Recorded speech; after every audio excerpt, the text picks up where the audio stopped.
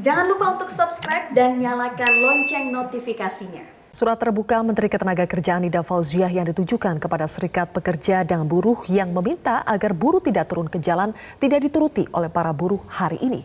Demonstrasi tetap dilakukan untuk menuntut pembatalan pengesahan RUU Cipta Kerja. Lalu bagaimanakah Menteri Ketenagakerjaan Ida Fauziah menyikapi hal tersebut? Sudah bergabung dari luar studio Menteri Ketenagakerjaan Ida Fauziah. Assalamualaikum Bu Menteri. Waalaikumsalam Mbak Sylvia. Bu Menteri, apakah ajakan terbaru Anda untuk melakukan dialog di meja bersama dengan para buruh sudah direspons, Bu? Tentu banyak yang merespon karena banyak sekali gubernur yang menyampaikan kepada saya di daerahnya buruh tidak turun ke jalan. Setelah kami mensosialisasikan dengan dinas-dinas ketenagakerjaan dan juga saya menulis surat itu, saya kira tidak sedikit yang merespon dengan baik ajakan saya untuk tidak turun. Bahwa masih ada yang masih turun, ini tantangan bagi saya untuk terus menyampaikan kepada publik agar tidak terjadi distorsi informasi sehingga teman-teman bisa melihat dengan tenang apa sesungguhnya isi dari RUU Cipta Kerja ini. Oke, terkait dengan distorsi informasi, Bu Ida, Presiden KSPI Said Iqbal misalnya mengatakan bahwa surat terbuka Anda ini hanya retorika, tidak ada keadilan dan keseimbangan yang diberikan pemerintah kepada buruh. Terlihat setidaknya dari UMK dan UMSK yang dihapus, kemudian PWKT yang tidak ada batas waktu, kontrak, dan masih banyak hal lain. Mari kita bedah satu persatu Bu Ida supaya informasinya ini bisa lebih jelas. Pertama terkait dengan UMK dan UMSK yang dihapus. Benarkah sebetulnya poinnya demikian, tidak akan ada lagi UMK dan UMSK, yang ada adalah UMP gubernur yang nanti akan menentukan upah minimum? Banyak hal Mbak yang harus kami sampaikan. Yang pertama ingin saya sampaikan bahwa Undang-Undang Cipta Kerja ini tidak menghapus upah minimum kabupaten kota.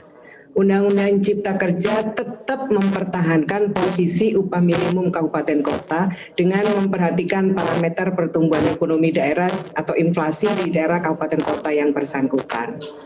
Kemudian UMS juga yang sudah menetapkan UMS juga masih tetap berlaku UMS yang daerah yang menetapkan UMS.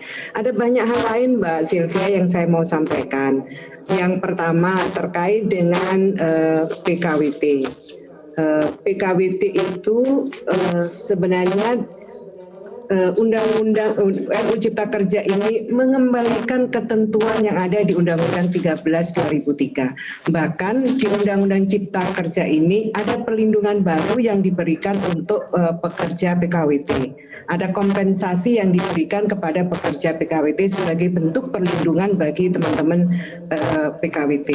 Kemudian perlindungan hak bagi pekerja atau buruh dalam kegiatan alih daya atau outsourcing semakin diperkuat dengan ketentuan mengenai pengalihan perlindungan hak-hak bagi pekerja atau buruh apabila terjadi pergantian perusahaan alih daya apabila objek pekerjaan yang tetap ada.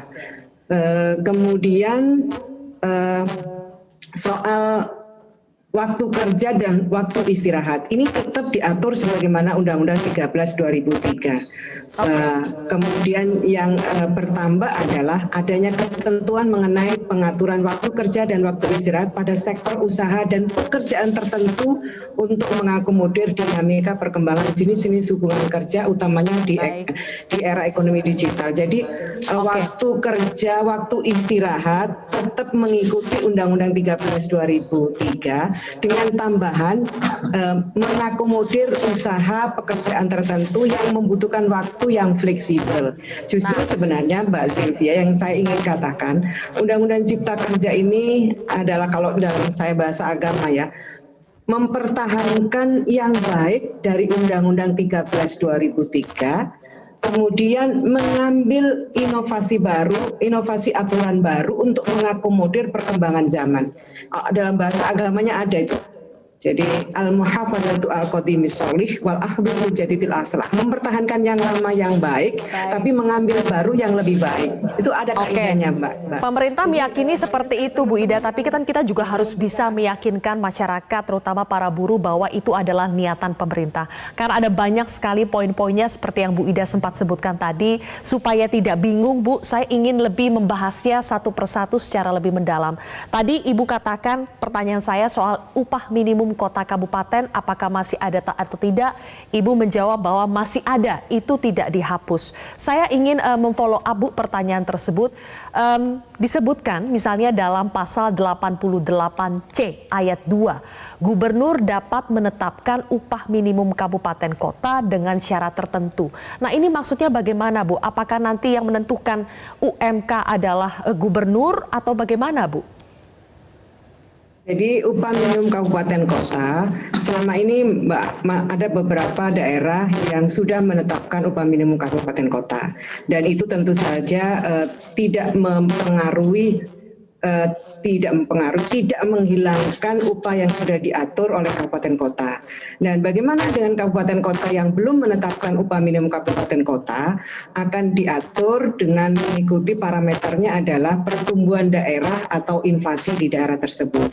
Jadi sebenarnya tidak ada yang hilang, Mbak Zilvia, dari Undang-Undang 13 2003. Oke, jadi Bu, ketika misalnya untuk daerah yang belum memiliki UMK, maka itu akan diatur sesuai dengan kondisi perekonomian dan juga inflasi kota.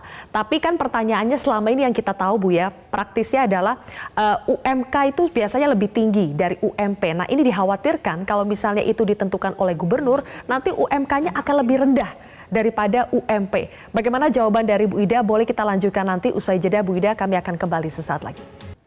Kami kembali melanjutkan perbincangan bersama dengan Menteri Ketenagakerjaan Ibu Ida Fauziah. Bu Ida, jadi apakah nanti UMK mungkin akan lebih rendah, Bu, daripada UMP?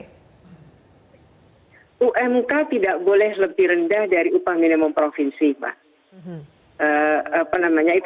Karena upah minimum provinsi itu ada safety net, jadi tidak boleh lebih rendah dari upah minimum provinsi. Upah minimum kabupaten kota tidak boleh lebih rendah dari upah minimum provinsi.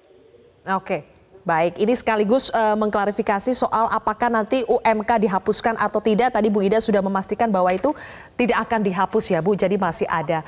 Kemudian Bu Ida, sekarang soal PKWT. PKWT kalau pada ketentuan sebelumnya, Bu, perjanjian kerja kerja waktu tertentu ini, dulu perusahaan hanya bisa melakukan kontrak kerja PKWT paling lama 3 tahun.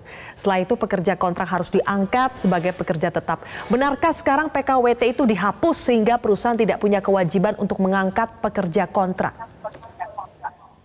Mbak Zelvia, pengaturan mengenai syarat dan ketentuan PKWT sebagaimana yang diatur oleh Undang-Undang 13 2003 itu tetap berlaku di Undang-Undang Cipta Kerja. Justru di Undang-Undang Cipta Kerja ini ada perlindungan bagi pekerja PKWT berupa kompensasi yang akan diberikan kepada pekerja PKWT yang habis masa kerjanya. Jadi saya ulang ya, Mbak Sylvia, kompensasinya jika berhenti, kompensasinya untuk pekerja yang bekerja 1 sampai 12 bulan mendapatkan kompensasi 1 bulan gaji dan akan dihitung secara proporsional. Ini yang berbeda. Jadi dan pekerja PKWT berhak untuk mendapatkan perlindungan sosial sama dengan pekerja tetap. Jadi ini yang berbeda, Mbak. Ketentuan dan syarat PKWT tetap kita ambil dari Undang-Undang 13 2003. Yang baru adalah adanya tambahan perlindungan berupa kompensasi jika berhenti kerja. Oke, tapi kalau untuk menjawab apakah nanti berarti bisa dikontrak seumur hidup, tidak perlu diangkat sebagai pekerja tetap, bagaimana menjawab soal itu, Bu? Ya tentu tidak, karena pekerjaan waktu tertentu itu tentu saja hanya pekerjaan yang bersifat khusus dan durasi atau waktunya tertentu.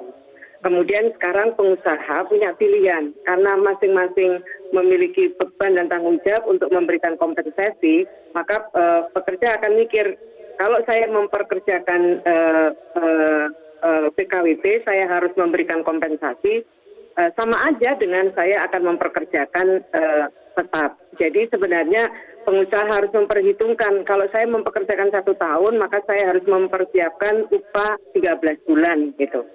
Jadi sebenarnya justru dari sisi perlindungan kepada pekerja justru lebih bagus dibandingkan dengan sebelumnya Undang-Undang 13 2003. Oke, itu jawaban soal PKWT. Lalu bagaimana dengan outsourcing yang sekarang itu tidak terbatas pada jenis pekerjaannya, apapun ini bisa mengambil tenaga outsource. Apa jawaban dari pemerintah? Saya kira syarat dan ketentuan outsourcing juga tetap mengacu pada Undang-Undang 13 2003. Yang justru baru adalah syarat-syarat dan pelindungan hak bagi pekerja atau buruh dalam kegiatan alih daya atau outsourcing semakin diperkuat dengan ketentuan mengenai pengalian perlindungan hak-hak bagi pekerja atau buruh apabila terjadi pergantian perusahaan alih daya untuk pekerjaan yang tetap ada. Ini justru tambahan, Mbak. Saya ingin mengatakan bahwa tidak ada yang berubah, justru adanya tambahan perlindungan tadi. Kemudian adanya pengaturan syarat-syarat perizinan terhadap perusahaan alih daya yang terintegrasi dalam sistem online single submission untuk meningkatkan kepatuhan dan pengawasan terhadap perusahaan alih daya. Jadi sebenarnya dari sisi perlindungannya jauh lebih bagus dibandingkan dengan Undang-Undang 13 2003. Apa saja Bu bentuk perlindungannya terhadap tenaga outsourcing ini? Tadi sudah saya sampaikan ada pengaturan syarat-syarat dan perlindungan hak bagi pekerja dalam kegiatan alih daya semakin diperkuat dengan ketentuan mengenai pengalian perlindungan hak-hak bagi pekerja atau buruh apabila terjadi pergantian perusahaan alih daya untuk pekerjaan yang tetap ada. Jadi dialihkan kepada perusahaan outsourcing yang lain, dia tetap dihitung perlindungannya dan tidak dihitung dari nol lagi. Gitu. Oke, jadi lanjut ya Bu, gitu ya? Oke, kalau terkait dengan hak cuti Bu dan hak upah atas cuti yang hilang, ini kan juga meresahkan. Terutama kalau misalnya disebut cuti haid, cuti melahirkan, ketika cuti tidak dibayarkan lagi gajinya atau upahnya. Apakah betul sedemikian Bu? Tidak betul Mbak. Jadi ketentuan mengenai waktu kerja, waktu istirahat tetap diatur seperti undang-undang existing, Undang-Undang 13 2003. Yang kita tambahkan adalah ketentuan baru mengenai pengaturan waktu kerja dan waktu istirahat pada sektor usaha dan pekerjaan tertentu. Pekerjaan tertentu yang jamnya itu melampaui dari jam-jam yang diatur di Undang-Undang 13 2003. Ini kita atur. Ini enggak ada kan di Undang-Undang 13 2003. Sektor-sektor tertentu yang membutuhkan waktu yang tidak sama 7 jam sehari untuk yang masa harinya itu 5 hari, 6 hari kerja dan 8 jam untuk 5 hari kerja. Kan ada jenis-jenis pekerjaan yang waktunya lebih dari itu. Itu yang tidak ada dalam ketentuan Undang-Undang 13. Akan diatur di Undang-Undang Cipta Kerja. Sekali lagi saya ingin katakan Mbak Zilvia bahwa waktu kerja, waktu istirahat tetap diatur sebagaimana Undang-Undang 13 2003. Oke, terakhir Bu Ida, sebetulnya kan pemerintah selalu punya jawaban. Dari tadi saya bertanya, Ibu bisa menjelaskan sebetulnya yang benar itu seperti apa menurut pemerintah. Nyatanya penjelasan ini mungkin belum sepenuhnya ditangkap, dimengerti atau masih terjadi perbedaan pendapat antara pemerintah dengan serikat pekerja dan buruh. Apa strategi dari pemerintah untuk bisa duduk bersama menjelaskan persoalan ini dibedah satu persatu agar semuanya ini menjadi jelas Bu, terang benderang dengan harapan tingkat penerimaan dari buruh ini menjadi lebih baik? Ya, kami akan terus menyampaikan, mensosialisasikan Undang-Undang Cipta Kerja ini. Kami akan memanfaatkan forum-forum tripartit nasional. Sebenarnya sebelum undang-undang ini disahkan, ketika panja sudah selesai, saya juga mengundang beberapa konfederasi, saya menjelaskan isi dari undang-undang itu. Saya ingin memastikan bahwa hasil pembahasan tripartit nasional yang kita lakukan itu kita akomodasi dengan baik. Saya sampaikan. Kemudian kami juga menggunakan seluruh media sosial yang kami miliki untuk kami sampaikan. Dan Mbak Sylvia, kami juga bersepakat dengan teman-teman serikat pekerja dan serikat buruh yang diwakili oleh beberapa konfederasi yang tergabung dalam tripartit nasional. Mereka akan kami ajak kembali untuk sama-sama memberikan masukan terkait dengan aturan pelaksana atau peraturan pemerintahnya untuk sekali lagi memastikan perlindungan itu memang diberikan oleh pemerintah. Saya berharap distorsi informasi itu bisa dijembatani termasuk oleh Metro TV, dan kami berharap pada masyarakat lihatlah sumber yang benar yang terkait dengan RUU Cipta Kerja. Baik, mudah-mudahan nanti komunikasinya bisa lebih lancar lagi. Terima kasih Menteri Ketenagakerjaan Republik Indonesia Ibu Ida Fauzia telah bergabung bersama kami di Prime Time News.